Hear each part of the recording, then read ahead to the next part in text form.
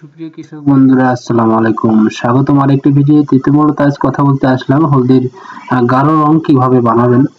তো হলুদ চাষের চাষি ভাইরা জন্য গুরুত্বপূর্ণ হতে যাচ্ছে। তো জানেন, হলুদ যদি আপনার হলুদের গাঢ় রং পেতে চান, তাহলে হলুদটা অবশ্যই দেশীয় জাতের হতে হবে, এবং দেশীয় জাতের হলুদ রং সবচেয়ে বেশি গাঢ় হয়ে থাকে। যদিও হাইব্রিড জাতের হলুদের ফলন একটু বেশি, কিন্তু দেশীয় জাতের হলুদের রং অনেকটাই গাঢ় হয়ে থাকে। তো মূলত যে হলুদগুলো চৈত্র মাসে না ওঠানো হয়, সেই হলুদগুলো কিন্তু অনেক বাড়তি হয়ে থাকে বা পরিপূর্ণ হয়ে থাকে। এদিক যদি দেখাই যে এই যেগুলো হলদি কিন্তু দেশি হলদি, এই হলদি দেখেন বা কেমন সুন্দর কিন্তু রং হয়েছে, অনেক সুন্দর, একদম গাঢ় টকটকা কালার দেখতে পাচ্ছেন।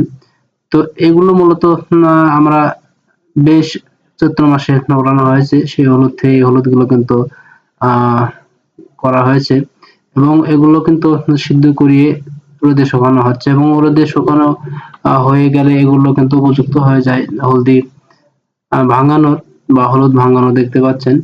তো এই হলুদ থেকে আপনারা 100% যে রংটা পাবেন, সেই রঙের কোনো আহ কমতি হবে না। অর্থাৎ 100% রং ভালো পেতে হলে অবশ্যই কিন্তু আপনাদের দেশীয় হলদি থেকেই আপনারা রং পেতে পারেন। এবং এই হলদি পরিপূর্ণ বাড়তি হওয়ার পরে কিন্তু আপনাদের না সিদ্ধ করে রোদে শুকায়ে একদম উপযুক্ত করে এই হলুদ যদি আপনারা মেশিনে ভাঙান, তাহলে দেখতে পারবেন কত সুন্দর কালার এসেছে। দেখতে পাচ্ছেন এখানে কিন্তু একদম শুকায় যে কালার, টকটকে কালার হয়েছে। ধন্যবাদ ভিডিওটি দেখার জন্য। আসসালামু আলাইকুম রহমতুল্লাহি ওয়া বারাকাতুহু।